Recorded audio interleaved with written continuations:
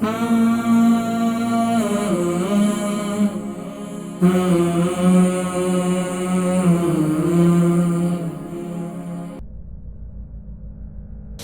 ہمارے بھائی گلاسگو سے عبدالحفیظ بھائی ہیں، ان کی عمر 81 سال ہے اور ان کا ویٹ جو ہے 67 ہے کے جی ہے، اور گھٹنے میں درد رہتا ہے۔ دیکھیں گھٹنے میں جو درد رہتا ہے اس کی کئی وجوہات ہیں۔ ایک تو یہ ہے کہ خاص طور پر گھٹنے کا استعمال، دیکھیں جب عمر 81 ہو جائے نا، اب واک نہیں ہوتی ہے، جب واک نہیں ہوتی ہے تو ایک تو دوسرا یہ ہے کہ جب عمر بڑھ جائے تو اس کے اندر اللہ کا ایک نظام ہے کہ یہ جو جوڑ ہوتے ہیں ہمارے جسم میں، جتنے جوڑ ہوتے ہیں، اس جوڑ کے درمیان یہاں کا جو ہے نا، یہاں پر اس کے اندر ایک لیسدار مادہ ہوتا ہے۔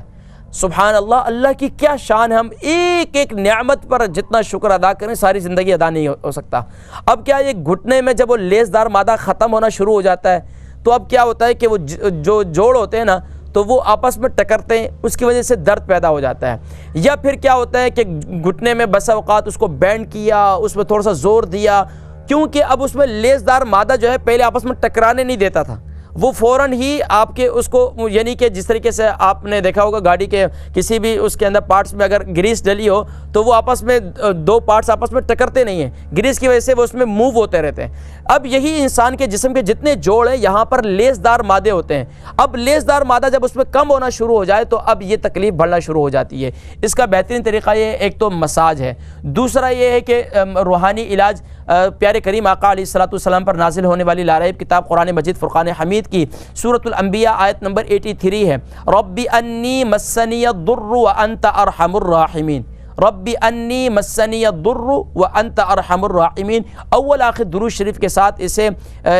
ہر نماز کے بعد جو ہے 21 مرتبہ پڑھیں، اور آپ کو جہاں درد ہے وہاں پر اپنے دائیں ہاتھ پر پھونک کے اس پر اول آخر درود شریف پڑھ لیں، اور اس پر پابندی سے یہ 2 ٹائم کریں، یا جو ہے ہر فرض نماز کے بعد 21 مرتبہ پڑھیں، یا 2 ٹائم کرنا ہے تو 41 مرتبہ، صبح 41 مرتبہ اور شام کو 41 مرتبہ پڑھیں، اور اپنے گھٹنے پر دم کریں۔ انشاءاللہ اس سے کیا ہوگا، اللہ تبارک و تعالیٰ آپ کے گھٹنے کی تکلیف بھی دور ہو جائے گی، اور لا علاج مرض جو ڈاکٹروں کے ہاں لا علاج مرض ہے، یہ اس کے لیے یہ دعا بہت جامع ہے، اس کو دعائے سیدنا ایوب بھی کہا جاتا ہے۔